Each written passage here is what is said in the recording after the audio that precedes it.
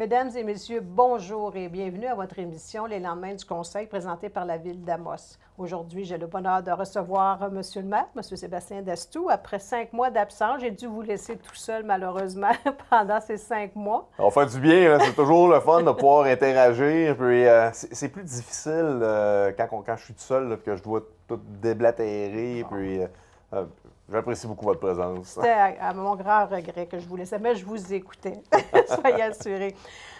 Une importante séance du Conseil que vous avez eue cette semaine. Habituellement, celle-ci se tient à Saint-Maurice, mais compte tenu des circonstances, on a dû la tenir à l'Hôtel de Ville, mais heureusement avec public. Vous avez retrouvé votre public? Bien, d'abord, c'était la première en retour en présentiel avec le public. Alors, c'est sûr que, bon, on ne voulait pas nécessairement à Saint-Maurice, question de toutes les consignes sanitaires, s'assurer que ce soit là, dans les normes puis tout ça. Puis on va les faire à l'Hôtel de Ville. Mais oui, effectivement, c'était devant public. Alors, si les gens veulent participer, bien, ils vont en avoir une autre dans 2 semaines. Oui, et on met, en passant, l'ordre du jour maintenant est mis sur notre site Internet le vendredi précédent les séances. Habituellement, c'était la journée même, mais maintenant, on la met le vendredi. Donc, les citoyens peuvent consulter l'ordre du jour et voir s'il y a des points qui les intéressent. S'il y a des points qui les intéressent, bien, c'est ça. Ils sont les bienvenus. Et avant de débuter la séance, vous avez souligné une importante bénévole. Micheline Carignan, qui a œuvré pendant plus de 20 ans comme présidente là, du transport adapté, mais qui a fait beaucoup d'autres choses. Là. Sa fiche de bénévolat a touché à toutes. C'est une femme incroyable. Alors, on a tenu à le souligner. Moi, je trouve ça très important là, qu'elle vienne à l'Hôtel de Ville signer le livre d'or. Très content d'avoir pu justement être en présentiel. Puis permettre cette cérémonie-là. Michel, ben, je la connais bien, c'est aussi une amie. On lui a donné une belle montre, un beau cadeau. Puis, c'est surtout qu'elle quitte Amos, malheureusement pour nous. Là, elle va aller s'impliquer ailleurs. Oui, ben c'est ça. Ça va retrouver sa famille. Puis c'est normal aussi. Puis, puis comme je vous dis, ben, avant qu'elle quitte, on voulait absolument là, qu'elle vienne faire son tour. Tout a bien à donner pour qu'on puisse la rencontrer avant qu'elle quitte. On va commencer tout de suite avec les nombreux points. Le plan d'implantation et d'intégration architecturale qui arrive régulièrement là, compte tenu des contraintes qu'on a des fois. Là. Bien, ici, on parle de Vidéotron, hein, qui, bon, il y a quelques semaines, j'annonçais l'enseigne. Oui. Maintenant, bon, ben, ils vont refaire aussi la façade. Alors, on a accepté là, leur proposition de nouvelle façade. Ça va être très beau. Un peu la même chose pour celui de la première avenue Est. Oui, bien c'est Club Voyage et Le Mercier qui vont intégrer les anciens bureaux de la papeterie commerciale. Donc, ça ne sera pas vide. Ça ne sera pas vide. Bon, moi, ça ne sera pas vide, ça va libérer d'autres locales quand même. On va les remplir, mais ça reste que bon, la façade va être toute refaite. C'est très, très beau le projet. OK, donc des beaux changements. Au niveau d'une demande de subvention, c'est fort intéressant au niveau de l'environnement. C'est au niveau des écocentres. Recycle Québec a des opportunités de subvention. Vous savez, ce qui coûte le plus cher dans les matières résiduelles, c'est vraiment d'enfouir les déchets. Alors, on pense qu'on serait en mesure de récupérer beaucoup de matériaux de construction, des meubles, je dirais plutôt des choses qui sont en bois. Mais pour ça, il faut être capable de faire un pré-tri, puis que les gens puissent venir se servir. Ça nous prenait une espèce d'entreposage extérieur. On va faire une espèce de dôme. Puis, bon, ce qui pourrait avoir une seconde vie va être récupéré. Souvent, les gens nous disaient, bon, on ne sait pas quoi faire avec notre morceau de 2x4 en bois qui a un peu de gyps dessus. Bien, plutôt que de l'enfouir ou de le chipper pour le brûler, bien, on va pouvoir le récupérer. Ça fait que c'est quand même intéressant comme projet. On espère avoir la subvention. C'est un projet qui va se faire si on a la subvention. Très bien. Fait qu'on va suivre ça au cours des prochains mois. Au niveau des nouvelles technologies, on s'ajuste aussi. Alors, vous avez un beau projet de rayonnement numérique. Oui, c'est des capsules vidéo sous forme de balado qui vont être faites. Ce qu'on veut, c'est mettre en valeur nos activités culturelles ou nos bâtiments qui ont des activités culturelles. Et ces Bojo qui sont locales, qui vont pouvoir réaliser les capsules. On parle d'un montant de 26 000 Ils connaissent très bien le dossier, puis font toujours de la grande qualité. Alors, bien content là, de pouvoir leur donner le contrat. Au niveau des ressources humaines, on sait depuis des mois qu'on est à la recherche de personnel. Là, on en a on en a engagé une certaine partie. Plusieurs semblaient être déjà à l'emploi de la Ville, mais on les a attitrés d'autres fonctions, excusez. Vous avez une belle liste à nous Bien, donner. quand on ouvre des postes, c'est sûr que bon, les gens qui sont déjà à l'interne de la Ville d'Amos ont la chance de pouvoir migrer vers ces postes-là. Des Et fois, on est en plein saisonnier aussi, là. Et qu'il y a beaucoup de postes, là, on les nomme tous. Oui, allez-y. Alors, Josée Drolet devient journalière saisonnière, Richard Castonguay, journalier saisonnier, Normand Dupré qui devient préposé auprès de la bibliothèque, Sylvain Lachance, pompier partiel. On a Isabelle Paquette et Luc Castonguay qui vont s'occuper des parcs et espaces verts, Kenny Jacob Marquis, mécanicien et répartiteur. Et on a aussi Claudiane Bouchard qui retourne à la balance. OK. Et on a encore des emplois disponibles, ça ne paraît pas. On a ouvert cette semaine une banque de candidatures aussi pour les pompiers à temps partiel. Alors, allez visiter notre site Internet. Vous allez voir que régulièrement, on ouvre des postes fort intéressants. Oui, puis il faut comprendre qu'il y a plusieurs postes, là, que c'est des gens qui migrent. Alors là, il va falloir réouvrir des postes. Alors, oui, ça bouge beaucoup à la Ville.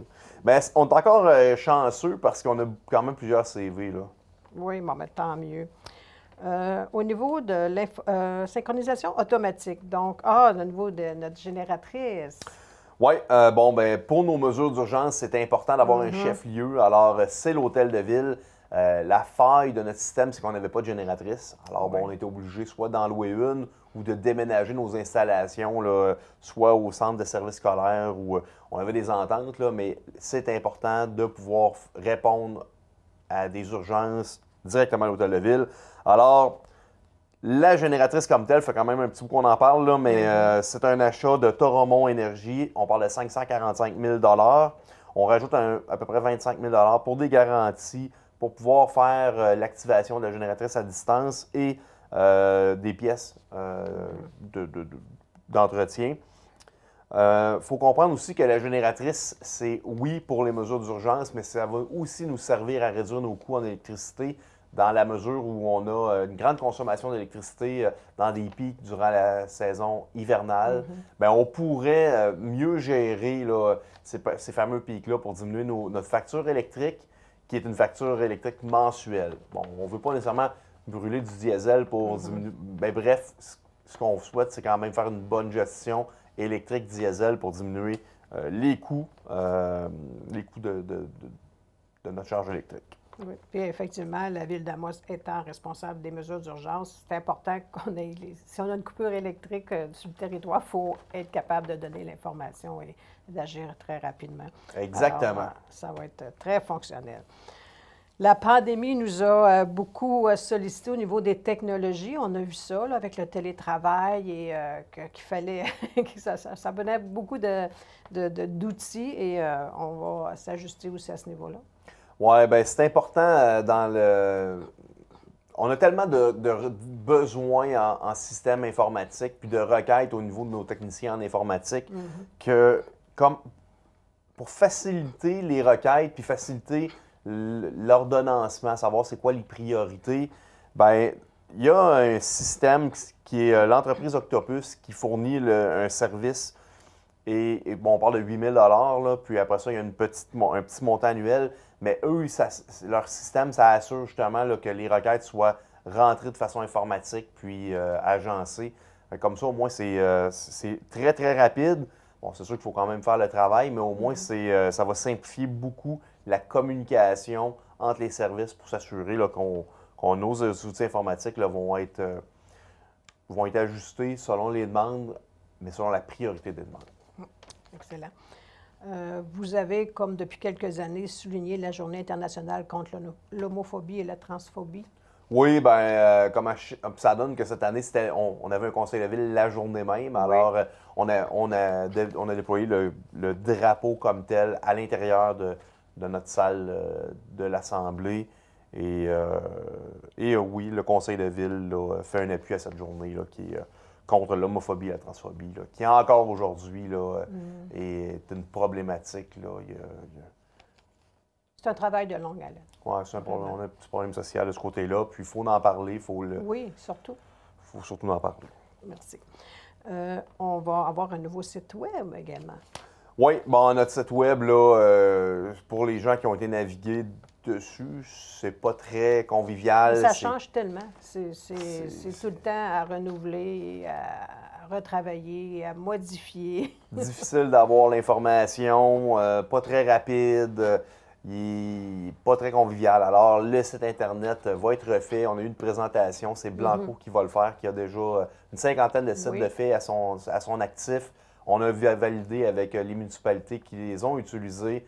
Les sites sont très, très rapides, très conviviales, beaucoup de mots-clés. Alors, on va se mettre à la page là, 2021. Là. Dommage parce que notre site n'était pas tellement vieux, mais ça reste que là, on est vraiment dû là, pour se mettre à jour. Parfait. Vous avez également cette semaine donné votre appui à Picogan. Oui, bon, ben hier matin, il y a eu une grande marche là, qui était une manifestation pacifique là, pour demander au MTQ trois choses. Là. Une lumière clignotante jaune pour l'intersection de la rue Tom Rankin et de la 109. Il y avait aussi de la diminution de la vitesse à 70 et un meilleur affichage. Ce sont tous des demandes qui sont extrêmement raisonnables. J'ai eu la chance de marcher avec eux hier matin. Une belle manifestation qui était pas sur une heure de pointe, qui était vraiment un lundi matin. Ça a été bien fait. Tout le monde a été très respectueux. Puis leur demande est très, très raisonnable. Alors, dès hier soir, on a décidé d'appuyer leur demande. Et bon, on sait qu'il y a de l'asphaltage qui s'en vient. Les accotements vont être faits aussi en asphalte. Mais il y a plein de choses qu'on peut faire. Là. Meilleur éclairage, pistes cyclables. C'est des choses qu'il faut qu'on discute ensemble. Parfait. Et c'est le temps de faire l'achat de matériaux pour les travaux qui s'en viennent. On n'a pas... La plage horaire pour faire les travaux n'est pas très, très grande. Là. Donc, on a à peu près une quinzaine de semaines pour faire des travaux durant l'été. Alors, il faut être prêt avec les achats de matériaux. Mais on est chanceux cette année. Là, à date, on a un printemps qui est très clément. Là. Oui. Alors, fourniture, conduite aqueduc, c'est Wolseley pour 123 000 C'est des travaux qui sont faits en régie interne. Alors, on essaie toujours d'en faire un petit peu à chaque année là, par nous-mêmes. Puis, on a des bonnes équipes pour ça. Alors, tant mieux si on peut avancer les dossiers. Surveiller notre site web et télécharger notre application mobile parce que lorsqu'on fait des travaux, on informe les citoyens. Et comme on disait, on n'a pas grand temps pour les faire. Statistique de la construction excellente? Bien, c'est assez incroyable hein, parce que si on compare, mettons, le mois d'avril avec l'année passée, on est à 89 permis d'émis pour 8,1 millions. L'année passée, on était à 23 permis pour 1 million. Puis je vous le dis, l'année passée, là, on était à peu près comme l'année précédente. Alors, c'est vraiment cette année, là, les gens ont probablement réfléchi. On ne peut pas faire grand-chose, confinement, on se passe quoi avec le coronavirus, puis tout ça. Bien, je pense que les gens ont décidé là, de mettre l'argent et le temps sur des rénovations de leur maison. C'est bien parce que ça fait virer l'économie, puis en même temps, ça améliore le patrimoine bâti. Si on regarde depuis le début de l'année, c'est 169 permis plutôt que 65 à l'année précédente pour 15 millions versus 4 millions. Alors, oui, il y a des constructions neuves, mais il y a beaucoup de rénovations de maisons. Oui. Donc, prenez rendez-vous à l'avance avec notre inspecteur municipal parce qu'effectivement, il y a beaucoup de demandes et on ne veut pas vous faire attendre pour rien. Et les petits permis se font très, très bien via notre plateforme web, en ligne. Oui.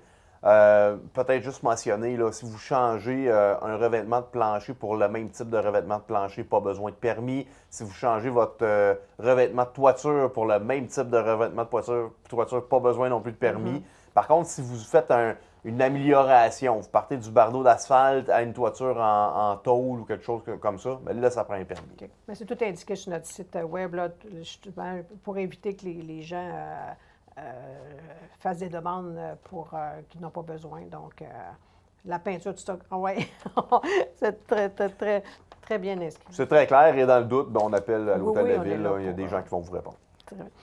Prochaine séance du Conseil, 7 juin. Oui. Et on met l'ordre du jour, effectivement, sur le site web le vendredi précédent. Est-ce que vous aviez d'autres choses à nous rajouter? Non, pas pour l'instant. Ça fait le tour. Hey, merci beaucoup. Alors, heureuse de vous revoir. On se donne rendez-vous dans 2 semaines pour la prochaine émission du lendemain du Conseil. Merci beaucoup et à la prochaine. Merci.